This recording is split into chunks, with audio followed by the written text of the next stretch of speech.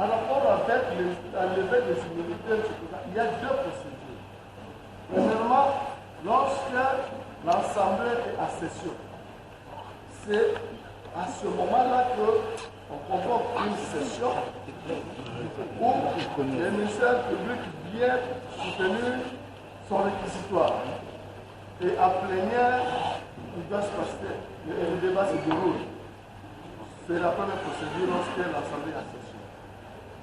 Alors que lorsque l'Assemblée provinciale est en vacances, c'est le bureau qui siège et décide sur la mesure à prendre.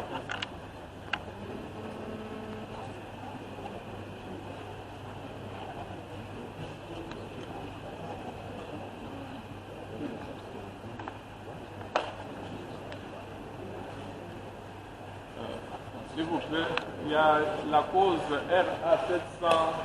Prendre cette décision. Pour ce faire, on n'a pas besoin d'une audience particulière pour venir soutenir.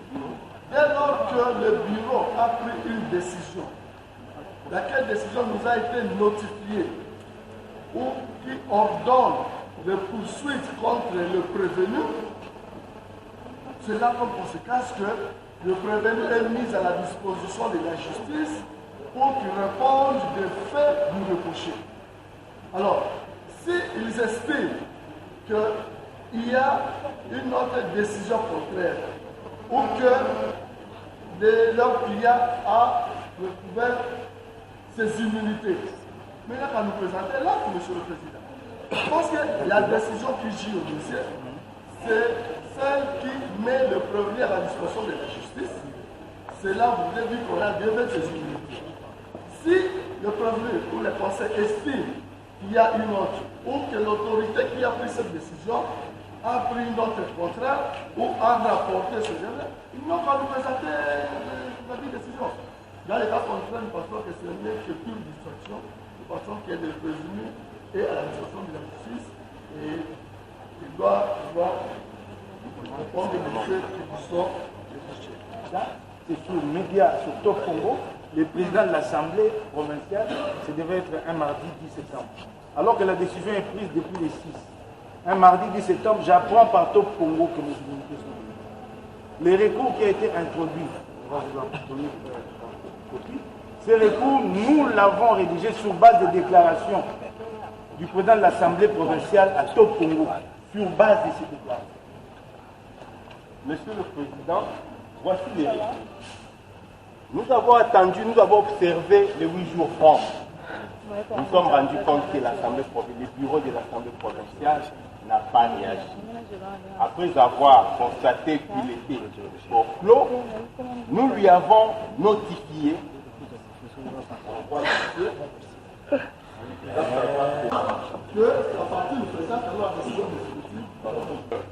Au prévenu ou à ses conseils. Prévenu d'abord, moi d'abord. Bureau est maintenu. C'est cela le problème. Bureau ou plénière, je ne voudrais pas comprendre les explications du ministère public. Bureau ou plénière, quand on statue, le principe du contradictoire est maintenu.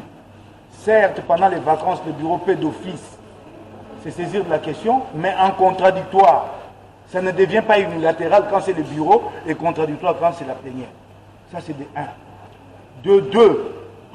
Mais il y a un règlement intérieur de cette assemblée provinciale. Je crois que le ministère public, excusez-moi, ne me traitait pas d'arrogant, il aurait dû lire ces règlements intérieurs.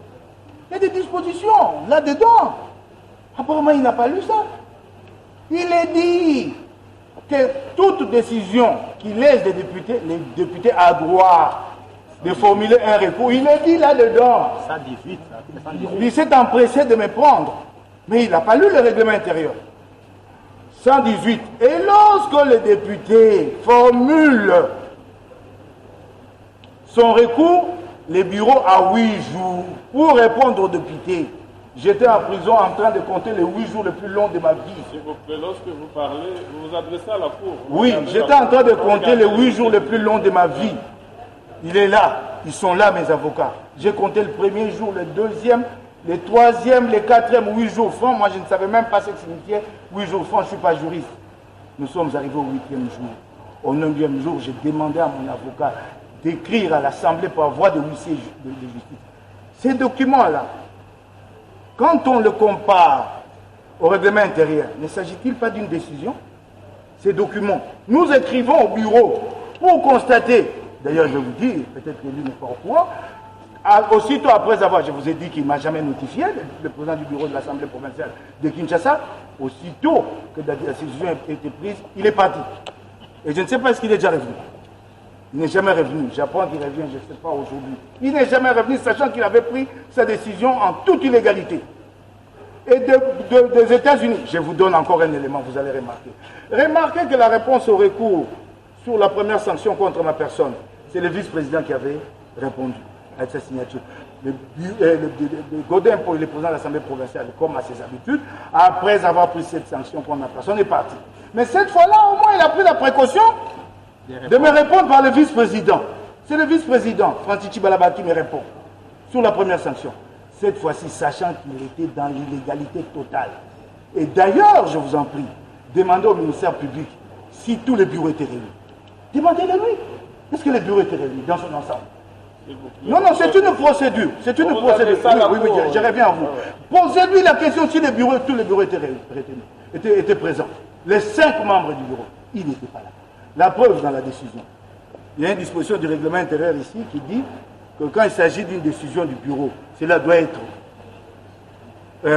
démontré. On doit démontrer qu'il y a eu une majorité qui a voté cette décision. C'est dit où dans la décision? C'est dit où? Nulle part. Nulle part. Je reviens à ceci. Je suis député provincial de la ville de Kinshasa. Je suis tenu par le règlement intérieur, autant que le ministère public. S'il n'a pas lu le règlement intérieur, ce n'est pas mon problème. Ce n'est pas mon problème. Et quand je suis arrivé devant lui, l'un de mes avocats l'a dit ici, j'ai amené le recours. Nous étions lundi 16. J'ai amené le recours. Mais puisqu'il était pressé de me prendre, il m'a pris. Je lui ai demandé de me laisser 8 jours. Le temps que le bureau réponde à mon recours, il a dit que le recours n'est pas suspensible. Et que les faits étaient graves. Je ne sais pas si j'ai tué quelqu'un pour des faits que je ne maîtrise même pas. Les faits étaient graves. C'est ce qui a été même écrit. Il est allé jusqu'à me priver. D'ailleurs, il y a une action que j'ai initiée contre lui. Il m'a privé même la lecture de la plainte. Il m'a privé. Et je lui ai demandé de l'acter pour voir combien il avait un parti pris. Il a écrit ça. Il a écrit que Moukeba, il dit que je l'ai privé de lire la plainte. Je lui ai dit que j'ai le recours en main, il est là. Mais il était pressé. Tout était déjà boutiqué. Moukeba, il devait aller en prison. Les faits étant graves. Alors, vous constaterez, je termine par là, vous constaterez que, en vertu du règlement intérieur de l'Assemblée provinciale de Kinshasa, j'ai suivi la procédure. Le bureau ne m'a pas répondu dans les délais de 8 jours. Je l'ai signifié au bureau par voie de huissier de justice pour qu'il prétexte pas qu'il n'a pas été saisi. Et donc le document est là. D'ailleurs, je vous informe qu'il y a 2-3 jours, puisque j'ai fait l'objet maintenant des attaques de partout, les gens trouvent que Moukeba il dérange. Il y a 2-3 jours, j'ai reçu une autre plainte. Je vous informe. Parlons de ce qui nous intéresse. Oui, une autre, je vous donne un autre élément. Il y a 2 jours, j'ai vu un avocat général venir à la prison, me présenter encore une plainte. J'ai lui opposé les mêmes moyens. Il m'a dit qu'il ne pouvait pas m'entendre. Il a dit qu'il fera rapport acquis de droit. Donc je considère que mes immunités ont été réhabilitées depuis jeudi de la semaine dernière. Aujourd'hui, nous sommes les quantièmes? Les 4. Depuis le 26. Depuis le 26, mes immunités ont été réhabilitées. Et que tout le temps que je passe en détention, c'est irrégulier et arbitraire par la volonté de quelques individus. Il produire une décision contraire. Mais l'Assemblée provinciale ne peut pas écrire. L'Assemblée provinciale a failli. Elle n'a pas répondu. Le bureau n'a pas répondu. Alors il faut tirer les conséquences. Le règlement est clair. Pourquoi le ministère public se contente seulement de la décision levant les immunités? Laquelle décision a fait référence à ces règlements ici, à l'article 95. Mais qui se souviennent aussi de l'article 118. Donc le ministère public ne peut pas à ce jour continuer cette action. Il était pressé dans sa démarche et aujourd'hui il est confondu. Monsieur le Président, vous devez vous allez, Monsieur le Président, constater la nullité de cette décision et constater aussi que notre client a recouvré de plein droit ses immunités. J'ai dit, Votre honneur, une 30 secondes. M. Maître Nico Maengel est toujours.